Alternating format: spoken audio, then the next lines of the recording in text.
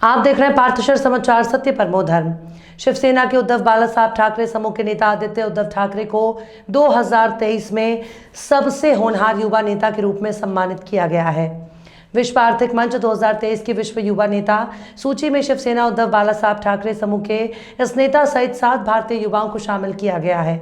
सूची में शामिल भारतीयों में टीवीएस मोटर्स के प्रबंध निदेशक सुदर्शन वेणु, जियो हैप्टिक टेक्नोलॉजीज के सीईओ आकृत वैश्य, बायोजाइन के CEO B Joseph, Bharatiya Janata party के युवा मोर्चा के उपाध्यक्ष मधुकेश्वर देसाई और पॉलिसी 4.0 रिसर्च फाउंडेशन के सीईओ तन्वीर रत्न शामिल हैं। विश्व आर्थिक मंच ने इस वर्ष 40 वर्ष से कम आयु के युवा नेताओं की सूची की घोषणा करते हुए कहा कि ये युवा संवाद करने में सक्षम हैं।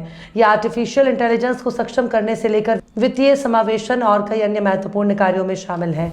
विश्व आर्थिक मंच के अनुसार इस वर्ष की सूची में 100 युवा नेता शामिल हैं जो राजनीतिक अभिनव, पहल, परिवर्तनकारी शोध और भविष्यवादी विचारकों में शामिल हैं। इसमें 120 देशों के युवाओं को शामिल किया गया है। इसके कई सदस्य नोबेल पुरस्कार विजेता, राज्य के प्रमुख, फॉर्च्यून 500 कंपनियों के सीईओ और ग्रैमी पुरस्कार विजेता बन गए हैं। आदित्य ठाकरे का नाम इस सूची में आने से शिवसेना उद्धव बालासाहब ठाकरे गुट के सभी नेताओं और कार्यकर्ताओं ने जबरदस्त खुशी देखी जा रही है। वहीं विरोधक फिलहाल इस मामले पर चुप्पी साधे हुए हैं।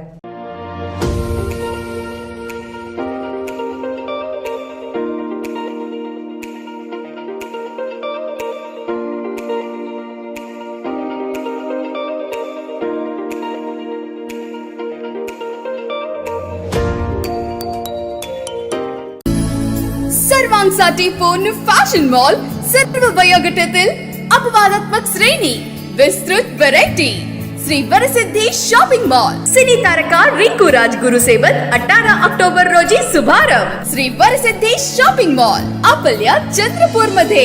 Shri Varasiddhi shopping mall wedding collections, bridal lehengas, saris, churidar, dress materials, western wear, kids wear, men's wear.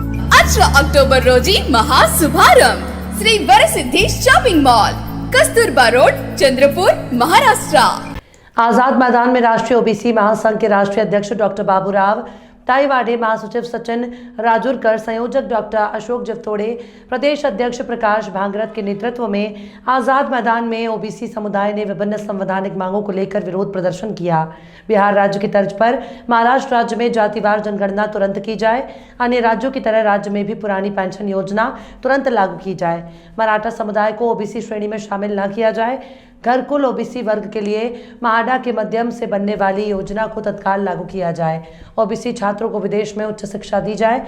शिक्षा के लिए छात्रवृत्ति योजना की पात्रता के लिए आय सीमा 8 लाख रुपए को समाप्त किया जाए और गैर क्रिमिनल प्रमाण पत्र वाले सभी छात्रों को विदेश में उच्च शिक्षा के लिए मेधावी लड़के लड़कियों की दी जाने वाली छात्रवृत्ति की संख्या 50 से बढ़ाकर 100 की जाए। ओबीसी समुदाय के छात्रों के लिए अलग छात्रावास तत्काल शुरू किए जाए।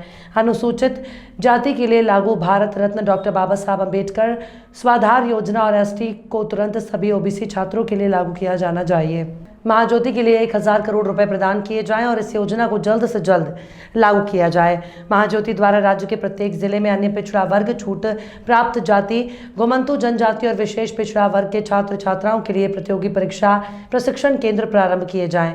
विशेष पिछड़ा वर्ग के संस्थान ओबीसी चालकों द्वारा ही चलाए जाए। अन्य पिछड़ा वर्ग आर्थिक विकास निगम हो 1000 करोड़ रुपए की राशि प्रदान की जाए और इस निगम की सभी योजनाओं को तत्काल शुरू किया जाए। अन्य पिछड़ा वर्ग, छूट प्राप्त जाति, गोमंतु जनजाति और विशेष पिछड़ा वर्ग इसमें रिक्त पदों के बैकलॉग को तुरंत भरा जाए। 60 वर्ष की आयु के बाद अन्य पिछड़ा वर्ग, मुक्त जाति, गोमंतु जनजाति और विशेष पिछड़ा वर्ग के किसान और खेतीहर मजदूर को पेंशन योजना को लागू किया जाए, ऐसी मांग रखी गई।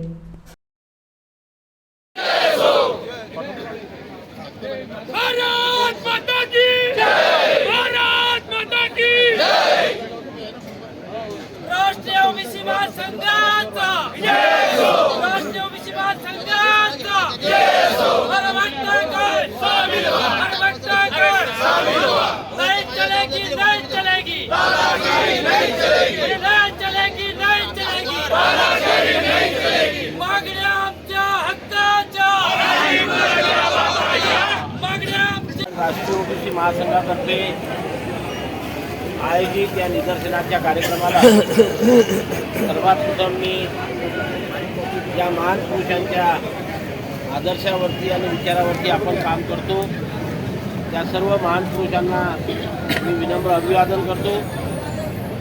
या निदर्शने कार्यक्रमाला या ठिकाणी या विचारपीठावरती उपस्थित माझे सर्व सहकारी,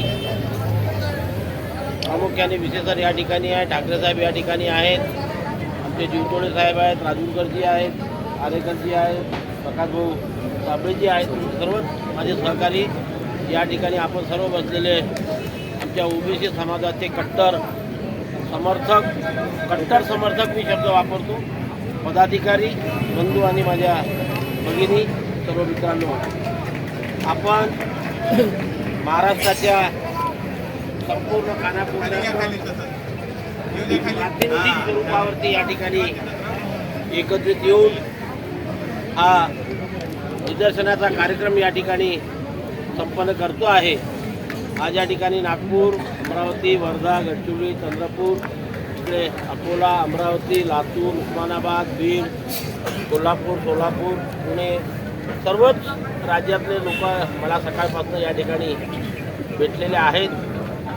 हा आपल्या राष्ट्रीय ओबीसी महासंघाकरता फार आनंदाचा दिवस आहे की राष्ट्रीय ओबीसी महासंघाचे पदाधिकारी आहे, महिला महासंघाचे पदाधिकारी आहे, युवकचे पदाधिकारी आहे, विद्यार्थी प्रतिनिधी आहे आणि सर्व जेवढ्या विंग आपल्याला आहे, राष्ट्रीय ओबीसी किसान महासंघाचे सर्व पदाधिकारी आहे, वकील महासंघाचे सर्व पदाधिकारी आहेत आणि या ओबीसीच्या मागण्याकरता आपण मागच्या 7 वर्षापासून 7 ऑगस्ट 2016ला आपण पहिलं अधिवेशन घेतलं आणि तेव्हापासून आपण या संघर्षाला सुरुवात केली.